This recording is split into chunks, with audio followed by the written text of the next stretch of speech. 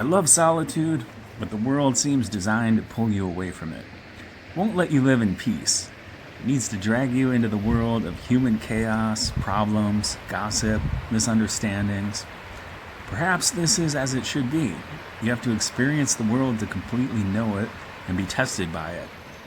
When you have to spend so much time in the world of chaos, however, it does make you appreciate and treasure all the more the moments of solitude that you do have. When you're younger, the world of people, friendships, identity, self-discovery has a deep hold on you.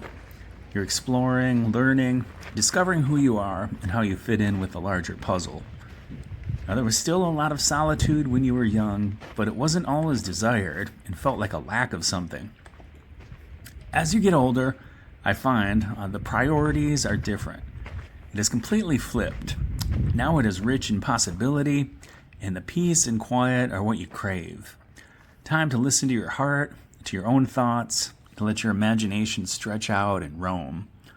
Turn off all the chatter of the world and to do the things you love. Reading, writing, maybe drawing, contemplating, creating, which are all solitary. I've learned over time that this is simply the way I'm wired. I could easily be a Buddhist monk, spend weeks not speaking, maybe writing poems, wandering around a mountainside somewhere. If you're an introvert, then solitude will be natural for you. As I've gotten older, I feel I need the world of people less and less. Some people don't understand this.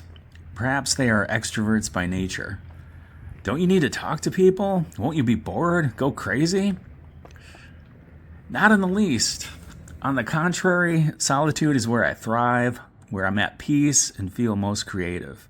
Feel I'm learning, making use of abilities I may have, and accomplishing goals.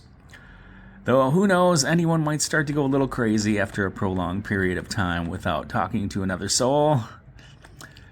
But since I'm working full-time in hospitality and customer service, for the most part, the last couple years, which these jobs require you to be an extrovert, so I have to fit my solitude into weeknights and weekends.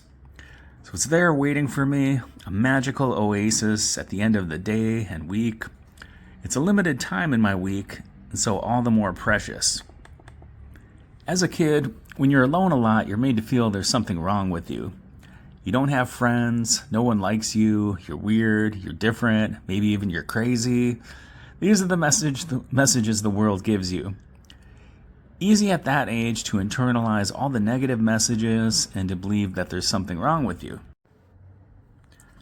Funny how, as an adult, the ability to be alone comes to be seen as a real gift.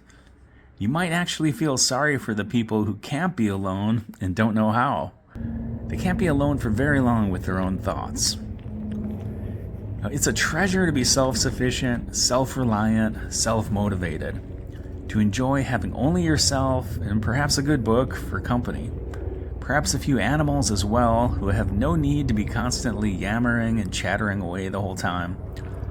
All the better if you are at some remote location, in a cabin in a forest perhaps, alongside a river or lake, on a mountaintop, in some far-flung corner of the world. The world of solitude brings me closer to the earth, is where I come alive. The world of people is pageantry, theater, facade. Think of how important solitude has been for the world, for art and culture. All of the artists, writers, musicians, thinkers, philosophers, inventors who have done their work in solitude. There's Thoreau on Walden Pond, Li Po on a mountainside in China, Emily Dickinson writing her poems, Kerouac on a mountain or traveling alone through America, Paul Theroux wandering the far corners of the planet, Gauguin painting in the South Pacific, Georgia O'Keeffe painting flowers and cow skulls in the southwestern desert, the Buddha meditating beneath the Bodhi tree, the spiritual teachers who thrived off of time alone to heal, meditate, write. It's a fruitful space and time. If many of us had more solitude in our lives, there could only be positive results. More creativity, greater peace and self-understanding, less stress, more harmony and balance. In solitude, my needs are few, and I am all the happier for it. I'm looking forward to arranging my life so that I have even more solitude in the years to come. That vision of the future, like an oasis shimmering on the distant horizon, promising peace, creativity, deep contentment, and joy.